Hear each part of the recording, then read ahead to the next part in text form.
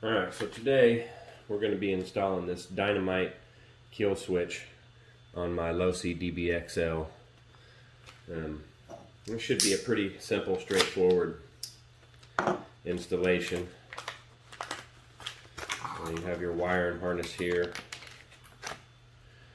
right here, which is this. These connectors are going to take the place of your kill switch, so you will keep your kill switch, and this will run out of your fan housing to the actual kill switch itself.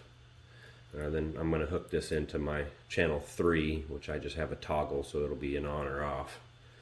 And then of course you have an LED light here, and a little mounting bushing for the LED light if you choose to use that. So we're going to move along pretty quick on this. I'll kind of slow down and show you the important things, but right now I'm just going to work on taking this fan cover off, and that's basically going to be 2 star keys right here, and that should be the supplied wrench that they give you, and then 4 Allens right here. This one is extended because this is where my exhaust sits. I went ahead and already took off the exhaust. Very easy to do, but we'll move along real quick.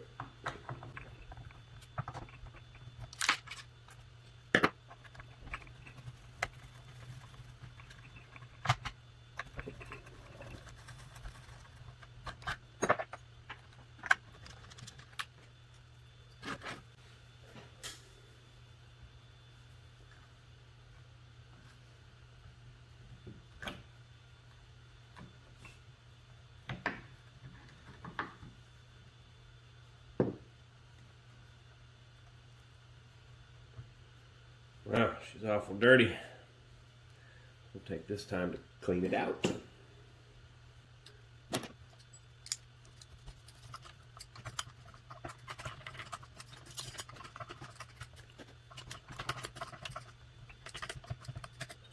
I'm going to run this out front and take some compressed air to it real quick.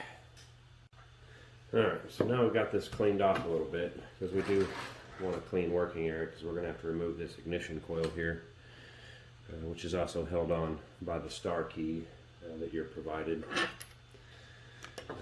because we are going to have to replace these 2, which could almost do that back one, but we're going to pull it off. We're going to have to make sure this thing's properly gapped, and there's going to be some rubber bushings behind this, if I'm not mistaken. I'm kind of looking at my vision pictures. There's no lock on this. I'm scared, but okay.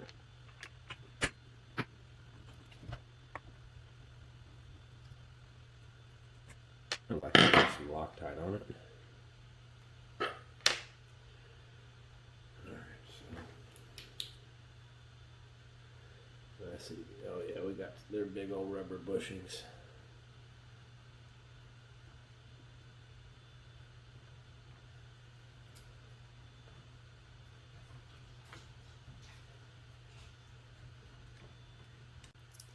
Alright, so I was able to get that off. I stopped the video for a second because I was kind of having some trouble.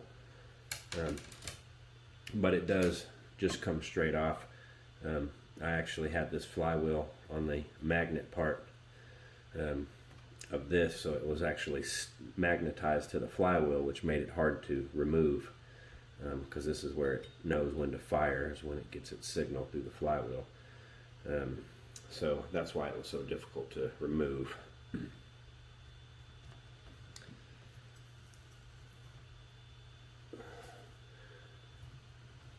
But, so with that being said, from my understanding, these wires don't matter as far as positive, negative, red, black, but I'm gonna put them back on the same way I took them off, because that seems like the right thing to do.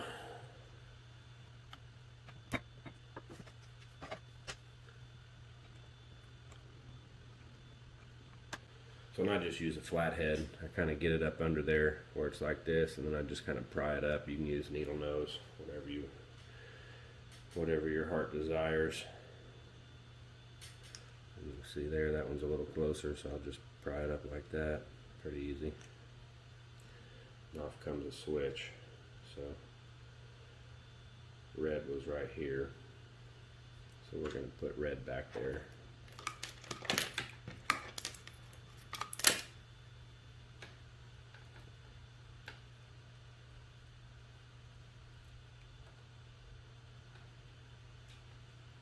Which ironically, this is set up to be backwards the way the wires are for it to naturally go together. So I'm just going to do it backwards since it supposedly doesn't matter.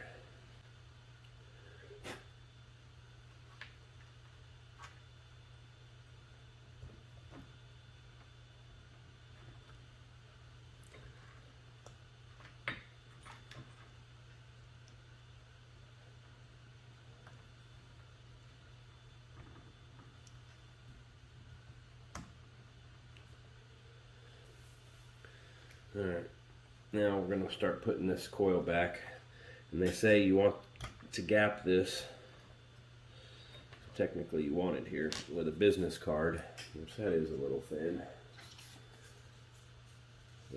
I'll use a little. Alright, so now what we're going to do, I'm going to get these little bushings on, which I can already see are going to be quite the pain in the butt to keep on.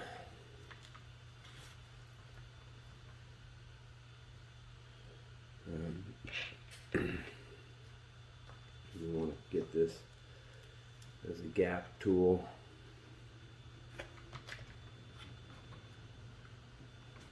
It is kind of tricky with the damn magnets pulling on it, but there we go. So the bushings are in.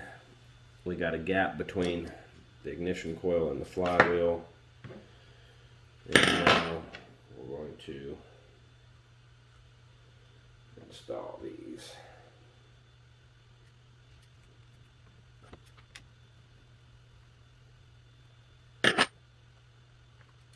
A little bit red line, more like something you can have on here.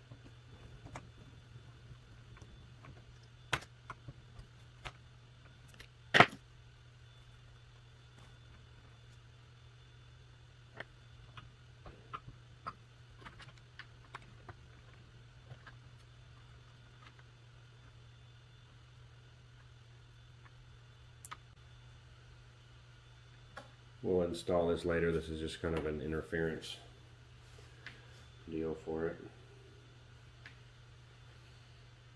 Alright, so basically what I did is there's an opening in the back of the case right back here. As you can see, this cable, so I ran it right back here, away from everything, up underneath the motor. Okay, it comes right out through this servo here, staying away. It's nice and tight, so shouldn't have any issues with it. Runs right down the side, right over here, and that's where I have it for now. We'll probably figure something out in the near future, hopefully. But anyway, so let's test this out. Let's go ahead and crank on the transmitter here. Give it some power. All right, we're good. Lights on. I'm not quite sure if that means power or no power, but on, off, works flawlessly. Okay, steering, throttle, brake, good.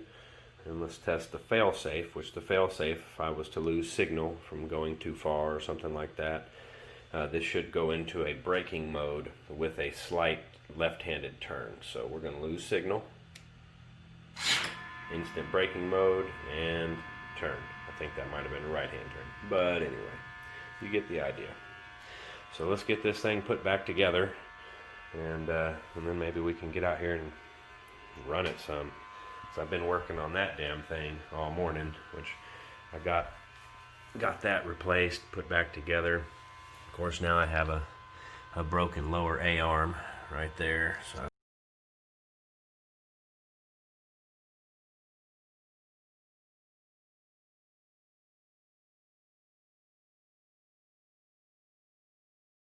I have to replace that, which I found. I did some pretty rough bashing at the skate park. I replaced that, and my steering housing there. I had to replace the steering servo. Yeah, but this is definitely my basher. But there's nothing funner to drive than this thing.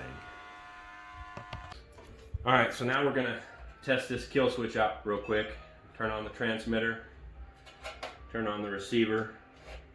With the light on, that indicates that you're ready to run.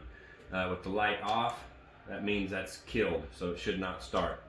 So we're gonna get the light on, come over here, give it a little bit of choke.